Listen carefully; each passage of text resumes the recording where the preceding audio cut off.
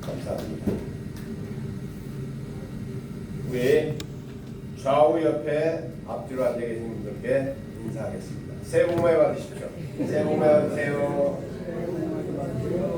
다시 한번 인사하겠습니다. 오직 예수님 한 분밖에 없습니다. 인사드리겠습니다. 오직 예수님 한 분밖에 없습니다. 한 번 더 인사드리겠습니다. 2026년 나는 예수님의 자존심입니다라고 다시 한번 인사드리겠습니다. 2026년 나는 예수님의 자존심입니다. 아멘. 할렐루야. 아멘. 우리 모두 26년 올 한 해 예수님의 자존심으로서 긍지를 가지시고 오직 한 분뿐인 예수님을 섬기면서 새해 복 많이 받으시고 주님이 주시는 축복을 누리고 그 축복을 만민에게 돌려줄 수 있는 우리 모두가 되시기를 예수님의 이름으로 부탁드리겠습니다. 우리 누가복음 4장 38절에서 39절 말씀 속에 여러분 잘 아시는 것처럼 시몬 베드로의 장모님이 열병에 앓고 있었습니다. 그 열병을 앓고 있으신 그분이 예수님께서 치료해 주십니다. 우리는 오늘 이 시간에 그 말씀을 통하여서 마음의 열병이라는 말씀을 생각해 보려고 하는 것입니다. 우리 모두가 다 여러 가지 질병으로 열병에 알아보신 적이 많이 있었을 것입니다. 우리는 불과 몇 년 전에 코로나19라고 하는 엄청난 팬데믹을 겪었습니다. 우리가 겪은 코로나로 인해서 전 세계적으로 약 2천만 명의 인구가 목숨을 잃고 피해를 입었습니다. 인류가 입은 경제적인 손실은 상상할 수가 없었습니다. 여러분 아시는 것처럼 우리 주변 인지 친인척 중에서도 코로나 때에 코로나에 걸려 돌아가신 분들은 가족들조차 제대로 장례를 치르지 못했습니다. 얼굴도 못 보고 그냥 돌아가신 분들이 너무나 많이 있습니다. 이같이 열병은, 질병은 너무나도 무서운 것입니다. 열병이 무섭지만은 당시에 우리나라도 1960년, 50년도, 60년도, 70년도에 세균에 대한 간염이 없을 때에는 참으로 두려운 병이었습니다. 그래서 그 병으로 인해서 많은 사람들이 치료를 받지 못하고 돌아가신 분들도 많이 있습니다. 세계적으로 돌림병으로 인해서 아테네가 무너졌습니다. 또 흑사병으로 인해서 유럽 인구의 3분의 1이 죽었습니다. 불과 100여 년 전에 스페인 독감으로 인해서 세계 인구의 5%가 사망을 했습니다.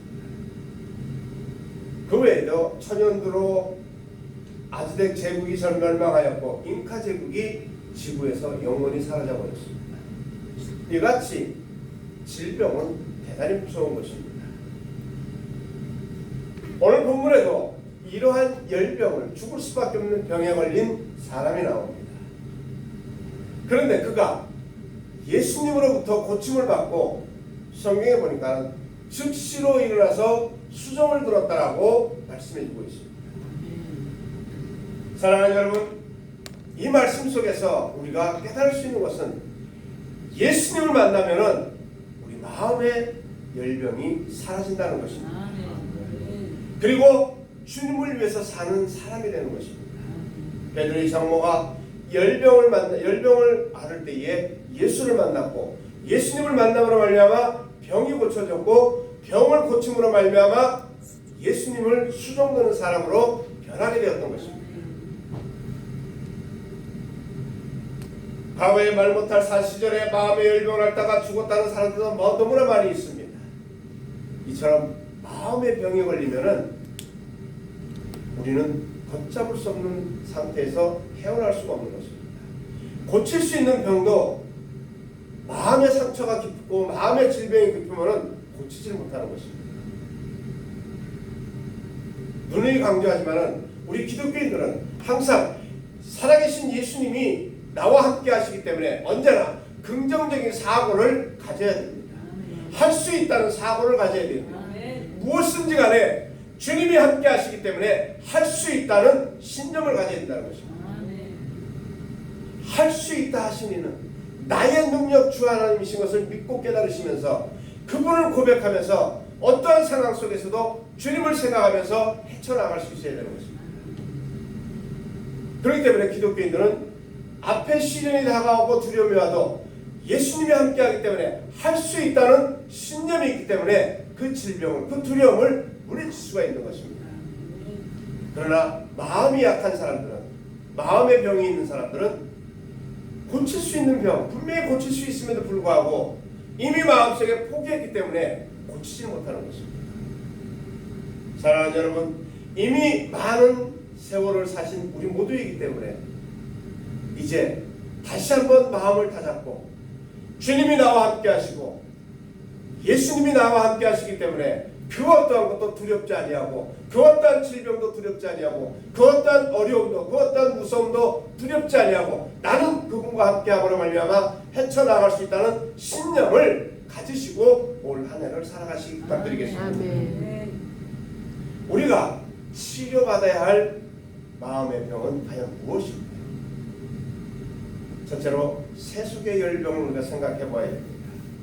요한일서 2장 15절 이하에 보니까는 이 세상이나 세상에 있는 것들을 사랑하지 말라. 누구든지 세상을 사랑하면 아버지의 사랑이 그 안에 있지 아니하니 이는 세상에 있는 모든 것이 육신의 정욕과 안목의 정욕과 이생의 자랑이니 다 아버지께로부터 온 것이 아니요 세상으로부터 온 것이다라고 말씀해주고 있는 것입니다.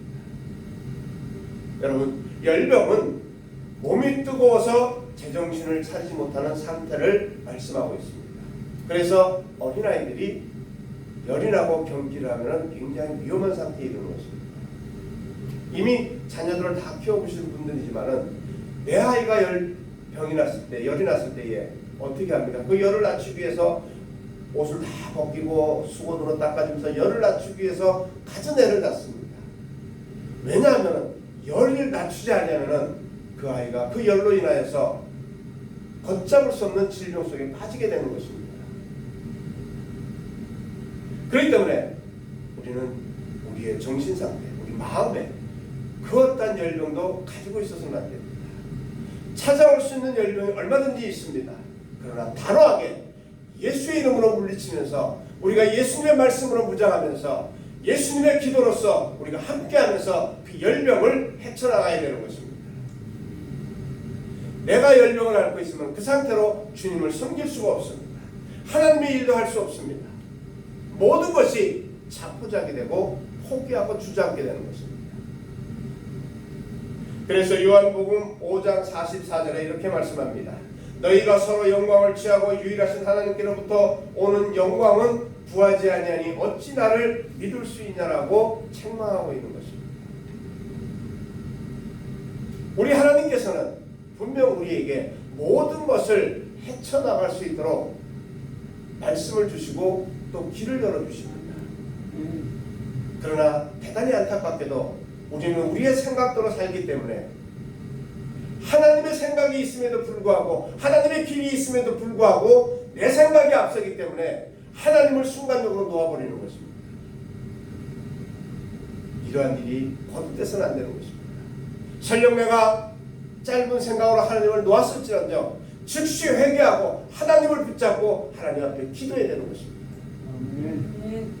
세상에 얼마나 많은 사람들이 세상 것에 마음이 뺏겨 있습니다. 돈에 미치면 부모 형제도 보이지 않습니다. 명예와 권력에 미치면 눈앞에 사람을 짓밟고 올라가려고 합니다. 이성에 미치면 가정도 파괴되고 죄책감도 느끼지 못하게 되는 것입니다. 그렇기 때문에 우리는 그 모든 것을 바라볼 때에 세상의 눈으로 바라보는 것이 아니라 예수 그리스도의 마음으로 세상을 바라봐야 되는 것입니다. 오직 주님만이 나와 함께하기를 간구해야 되는 것입니다. 세속에 사로잡혀서 하나님을 중심에 모시지 못해서는 안 됩니다. 세상 것에 미련을 둬서는 안 됩니다. 권력자들이 더 큰 권력을 얻기 위해서 많은 사람들을 짓밟습니다. 그러나 그것은 한순간입니다. 권력도 한순간이에요. 영원히 갈 수가 없습니다. 오직 예수님만이 영원히 우리와 함께 할 수 있는 것입니다. 그렇기 때문에 여러분 그 예수님을 부여잡고 그 예수님을 기억하면서 항상 깨어 기도하고 주님과 함께 전진하면서 다가오는 열병을 물리치시기 바랍니다. 아멘. 지금 이 순간에도 세상의 바로왕은 우리를 놓지 않으려고 온갖 갖은 미혹으로 우리를 유혹하고 있습니다. 이 세속의 열병을 꼭 우리가 치료받아야 됩니다. 세상의 권력, 세상의 물질 다 필요 없음을 우리가 다시 한번 깨닫고 오직 주님만을 바라보면서 그 주님만을 생각하고 나아갈 수 있는 저와 여러분 되시기를 예수님의 이름으로 부탁드리겠습니다. 아멘. 두 번째로 우리에게 찾아오는 열병은 실망의 질병입니다. 시편 42편 5절에 내 영혼아 내가 어찌하여 낙심하며 어찌하여 내 속에 불안해하는가. 너는 하나님께 소망을 두라. 그가 나타나 도우심으로 말미암아 내가 여전히 찬송하려더라고 말씀해주고 있습니다. 이 시는 다윗이 아들 압살롬의 반란을 피해서 왕궁을 떠나 피해 신했을 때에 그가 읊은 이야기입니다. 아들이 반란을 일으켰으니 얼마나 마음이 착잡하겠습니까? 그 아들에서 쫓겨다닙니다.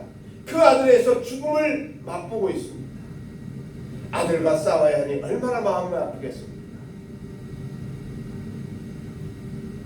이러한 생각이 그의 마음을 떠나지 못하고 하나님 앞에 탄식하고 있는 것입니다. 그가 설상 아들과 싸워서 이겼다고 해도 이긴 것이 아닙니다. 세상의 조롱거리가 될 것입니다.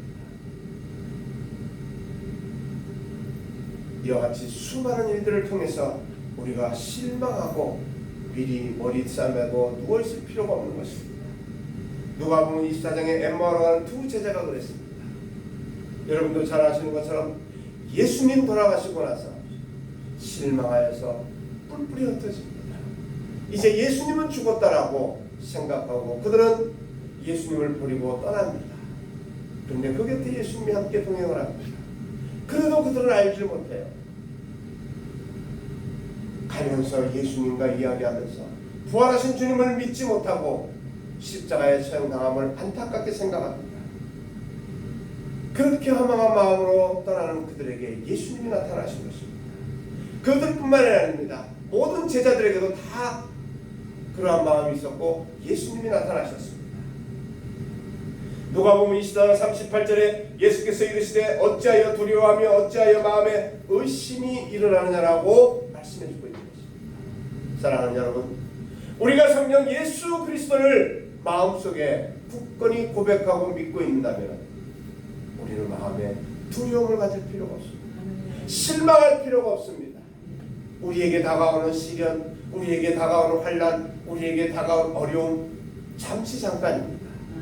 내가 예수님을 놓지 않으면 잠시 잠깐이면 끝납니다.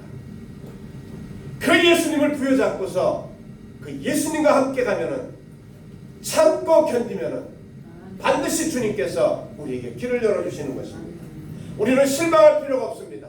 예수 믿는 사람은 항상 긍정적인 사고를 가져야 됩니다. 할 수 있다, 할 수 있다, 할 수 있다는 신념을 가져야 되는 것입니다. 어려움을 겪었을 때에 넋을 놓고 멍하니 있으면 아무것도 할 수 없습니다. 그러나 내게 시련이 닥쳤을 때에 넋을 놓고 실망하고 포기하는 것이 아니라 그럴수록 정신 차리고 더욱더 하나님 앞에 바로 서서 일어나면 하나님께서 힘을 주십니다. 하나님께서 이길 수 있는 길을 열어주시는 것입니다. 그러니까 실망하지 마십시오. 좌절하지 마십시오. 주님을 생각하면서 일어나고 또 일어나서 항상 주님과 함께 동행하시기를 예수님의 이름으로 부탁드리겠습니다. 아멘. 세 번째 질병은 불신입니다. 민수기 14장 1절에 보니까 온 회중이 소리를 높여 부르짖으매 백성이 밤새도록 통곡하였더라. 이스라엘 자손이 다 모세와 아론을 원망하며 온 회중이 그들에게 이르되 우리가 애굽 땅에서 죽었거나 이 광야에서 죽었으면 좋았을 것을 어찌하여 여호와가 우리를 그 땅에서 땅으로 인도하여 칼에 쓰러지게 하려 하는가 하고 원망했던 것입니다. 이들은 하나님이 도와주시면은 그 순간은 하나님을 찬양했고 어려움이 닥쳐오면은 즉시로 하나님을 원망하고 부정했던 것입니다. 이스라엘 백성들뿐만 아니라 우리도 마찬가지예요. 이스라엘 백성들의 마음이 바로 우리들의 마음입니다.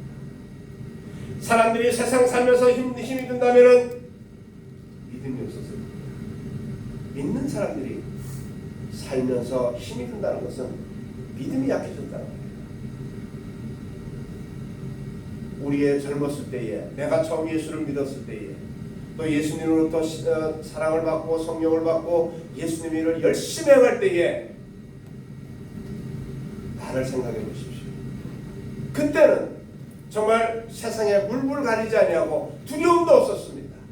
그 어떠한 것도 헤쳐나갈 수 있었고 이길 수가 있는 그러한 마음으로 예수를 믿고 찬양하고 기도하고 나아갔던 것입니다.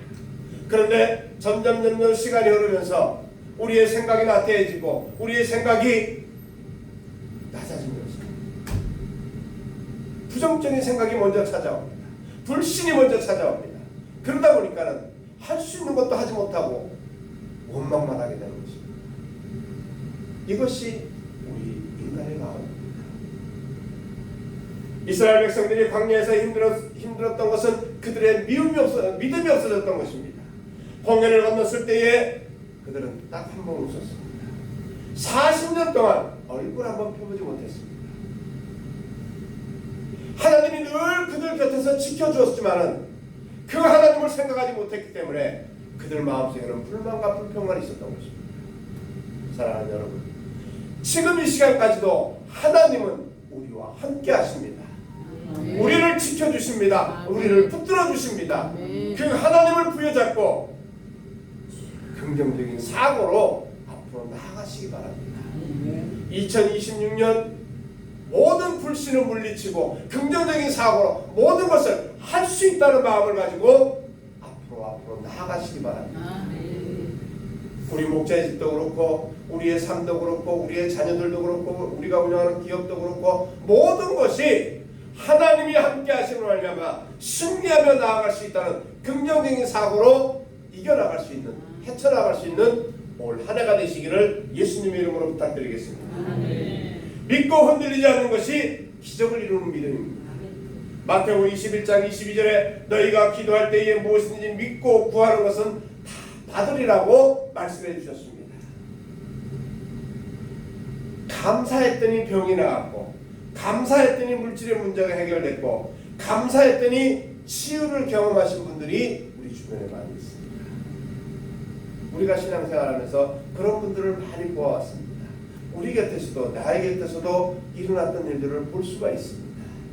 우리는 그런 것들을 생각하면서 불신을 갖지 말고 오직 주님 앞에 항상 긍정적인 사고만을 가지고서 앞으로 나아가는 삶을 살아가는 우리 모두가 되시기를 부탁드리겠습니다. 네 번째로 우리에게 찾아오는 질병은 목표를 잃게 하는 것입니다. 우리가 목적이 있고 삶의 목표가 있습니다. 그런데 내게 불신이 찾아오고 부정이 찾아오면 그 목적과 삶을 버릴 때가 많이 있습니다. 사도행전 1장 6절에 그들이 모였을 때에 예수께 여짜오 이르되 주께서 이스라엘 나라를 회복하심이 이때니까 하니 이르시되 때와 시기는 아버지께서 자기의 권한에 주셨으니 너희가 알 바 아니요 오직 성령이 너희에게 임하시면 너희가 권능을 받고 예루살렘과 온 유대와 사마리아와 땅 끝까지 이르러 내 증인이 되리라고 말씀해 주고 있는 것입니다.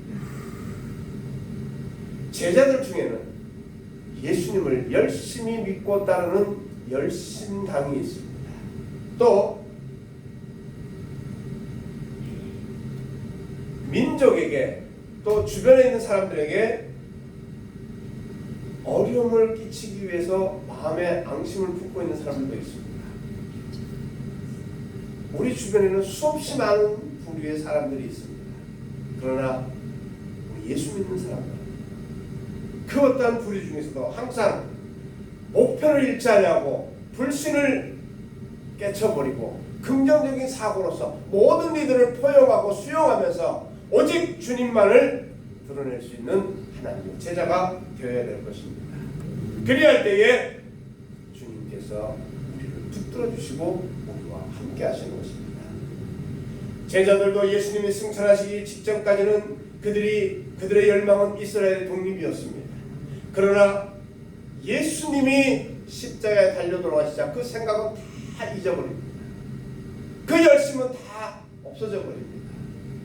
그들은 예수님을 전적으로 믿고 신뢰하고 따랐던 것이 아니라 아마도 그들의 생각은 예수님으로 인하여서 그들이 가진 권력을 생각했을 것입니다. 그러다 보니 그들이 생각했던, 그들이 섬겼던 예수님이 십자가에 달려 돌아가시자 그들은 모든 것을 놓게 되었던 것입니다. 사랑하는 여러분, 우리는 주님 앞에 주님을 향한 목표를 잃어서는 안 됩니다. 목적을 잃어버려서는 안 됩니다. 주님이 예언하셨습니다. 모든 것이 협력하여 선을 이룬다라고 말씀해주고 있는 것입니다. 그렇기 때문에 항상 주님만을 고백하고 따르시기 바랍니다. 우리가 어떻게 죄악의 질병에서 구원을 받을 수 있겠습니까? 39절 말씀에 예수께서 가까이 서서 열병을 꾸짖으신데 병이 떠나보라고 말씀하고 있습니다. 가까이라고 하는 것은 예수님을 만나면 구원을 받는다는 것입니다. 베드로의 장로가 예수님을 가까이 했기 때문에 그가 병을 나을 수가 있었던 것입니다. 그가 병을 낫고서 즉시로 주님을 수종들었던 것은 그의 마음속에 온전히 주님을 사모했기 때문에 가능한 것입니다. 사랑하는 여러분, 주님을 바로 믿으시기 바랍니다. 말씀과 기도가 부족하지 않게 항상 깨어 기도하면서 주의 말씀을 생각하면서 주님과 더불어 동행하시기 바랍니다. 우리가 찾아오는 열병 증세는, 우리에게 찾아오는 열병 증세는 우리가 말씀이 부족하고 기도가 부족하기 때문에 그렇습니다. 우리의 신앙이 조금이라도 나태해지면 우리 주변에서는 정말 말할 수 없이 우리를 넘어뜨리려고 찾아옵니다. 이러한 것을 단호히 물리치기 위한 것은 항상 깨어 기도해야 됩니다. 쉬지 말고 기도해야 됩니다. 하나님 앞에 범사에 감사하면서 주님과 더불어 동행해야 됩니다. 시편 40편 5절에 내 영혼아 내가 어찌하여 낙심하며 어찌하여 내 속에서 불안해하는가라고 말씀해주고 있는 것입니다. 종교개혁자 마틴 루터도 게스트로 위협과 역경에 극도로 지쳐 있었습니다. 루터가 용기를 상실하고 시궁을 전폐하고 누워있을 때에 그의 부인 폼보라가 상복을 입고 나타났습니다. 그러자 루터가 물어보았습니다. 여보, 누가 죽었냐고, 누가 죽었습니까? 라고 물어볼 때에 그 부인이 대답을 합니다. 하나님이 죽었습니다. 당신이 지금까지 이야기하던 그 하나님이 죽었습니다. 그래서 내가 상복을 입었다라고 이야기했던 것입니다.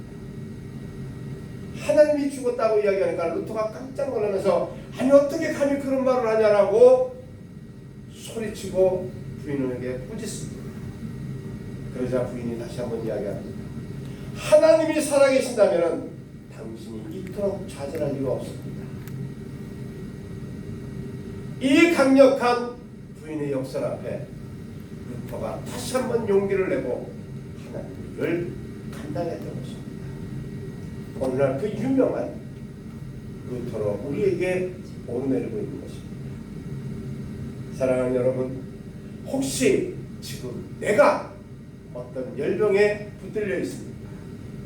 혹은 어떤 일로 염려하며 골몰하고 있습니다. 이 병을 치료하지 않으면 주님을 섬길 수도 수종들 수도 없고 불행한 인생길을 걸어갈 수밖에 없습니다. 그러므로 이제 우리 모두 주님을 믿되 더 온전히 믿고 용기를 다하여서 열병을 꾸짖고 믿음으로 일어나서 주님께 수종된 베드로의 장모처럼 항상 주님을 섬기고 주님을 고백하면서 주님과 함께 동행하고 주를 위해서 살아가는 우리 모두가 되시기를 예수님의 이름으로 부탁드리겠습니다.